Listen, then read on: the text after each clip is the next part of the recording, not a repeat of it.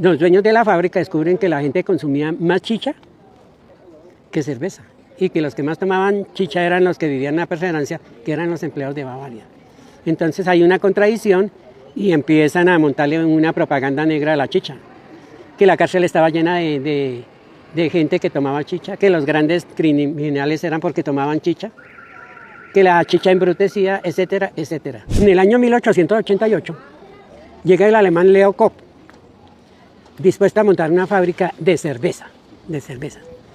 Entonces él pide la licencia para montar su fábrica y le dicen le toca en un lugar fuera del perímetro urbano.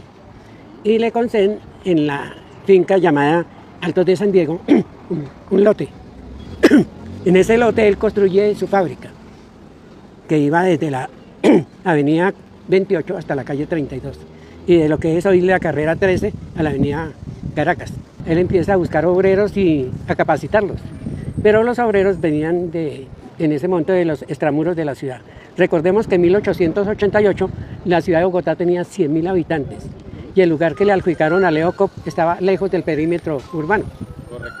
Los obreros empiezan a llegar y él se da cuenta que llegan tarde. Entonces decide que para que no lleguen tan tarde, comprar el lote que hoy ocupa el barrio La Perseverancia. Se lo compra un señor llamado Daniel Vega y lo lotea y pone a trabajar por turnos a sus trabajadores en la construcción del barrio La Perseverancia. El señor Leo Kopp les presta plata para que alquilan los adobes de ese momento. Y don Daniel Vega tenía una fábrica que llamaban el Buitrón, una fábrica de cristalería y ladrillos de adobe. En un principio se llamó el barrio Unión Obrera y ya después, en 1912, se bautiza con el nombre del barrio La Perseverancia. Ya en 1948, el ministro de Salud de ese tiempo, el doctor Bejarano, prohíbe la chicha por decreto. 1948. No podían tomar chicha. Hay un resguardo que es un departamento de la policía que se encarga de perseguir los sitios donde se vendía y se consumía chicha. Allí llega la policía, se llamaba el resguardo, como lo había dicho antes, cierran las chicherías, riegan la chicha y llevan detenidos a los que estaban consumiendo y a los que producían chicha y a los que estuvieran como por alrededor de la chichería por sospecha.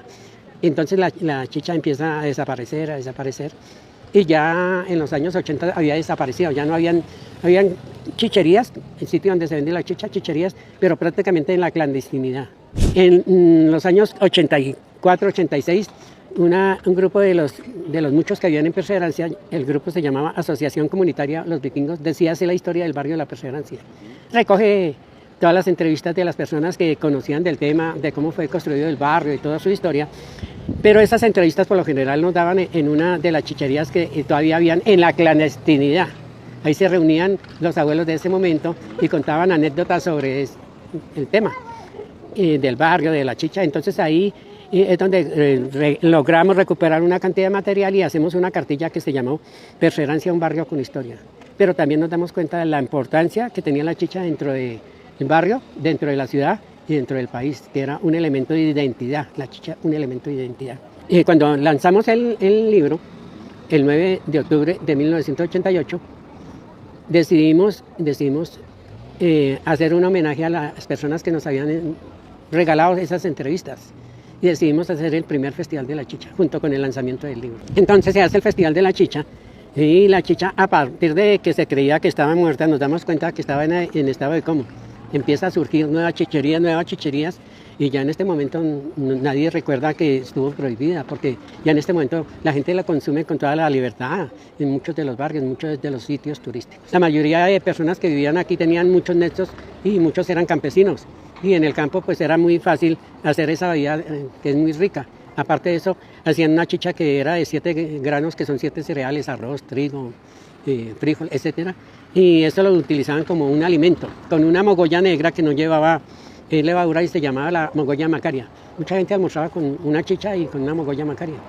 Entonces la tradición no nace aquí en La Perseverancia, sino es heredada de nuestros indígenas. Aquí para el día del festival el año pasado estuvieron 52 chicheras, que multiplíquelo por su familia, que son claro. Chicheras, o sea, los beneficiados en un festival de la chicha directamente podrían ser unos 500 personas. El festival realmente dura una semana. Una semana, ¿y en esa semana? En esa semana se hace una semana cultural. 8 días antes del festival se viaja hacer una ofrenda al dios Fu, que es el dios de las borracheras. ¿Ese queda dónde? Eso queda en Guatavita. Entonces van 40 personas y hacen un ofrecimiento, invitan al dios Fu, porque el dios Fu es el dios de las borracheras, como le he dicho, y donde haya parranda y chicha, él está, él va a estar. Entonces, si lo invitamos, él no va a venir solo. Esto se vuelve intransitable. Esto no se puede transitar. Se cierra el barrio por los 4 costados. No pueden bajar motos, buses, nada. Una semana antes se hace la recuperación de los juegos tradicionales, trompo, yoyo, cucunobá, todos esos juegos que jugaban hace 30, 40, 50 años. Nosotros, cuando éramos jóvenes, jugábamos todo eso, el trompo, el yoyo, la golosa, los encostalados, todo eso se hacen esos juegos. Un día antes del Festival de la Chicha se hace también algo que inventaron las señoras chicheras y es la quema de los miedos. Eso se hace allí arriba en un parquecito que llamamos el Parque de la Mazorca. Allí las señoras hacen una hoguera y hacen un canelazo, eso es en las horas de la noche. Y ahí ellas en un papelito escriben sus temores. Por ejemplo, tengo miedo de que llueva. Entonces se quema eso, donde se está haciendo el canelazo, se quema ese temor. Tengo miedo de que no llegue la gente suficiente. Tengo miedo que haya mal tiempo, bueno, etcétera. Y van quemando esos miedos y reparten ese canelazo. Hay un brindis para que al día siguiente llegue muchísima gente.